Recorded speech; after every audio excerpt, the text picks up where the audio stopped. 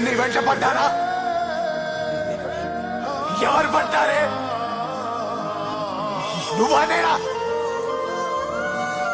నన్నెందుకు ఎందుకు మోసం చేశావు? నేను మోసం చేశాను. నువ్వే మోసం చేసావు. నీకు నచ్చుందని ఎందుకు చెప్పలేదు నాకు? చెప్పలేదా? లేదు, నాకేం గుర్తు లేదు.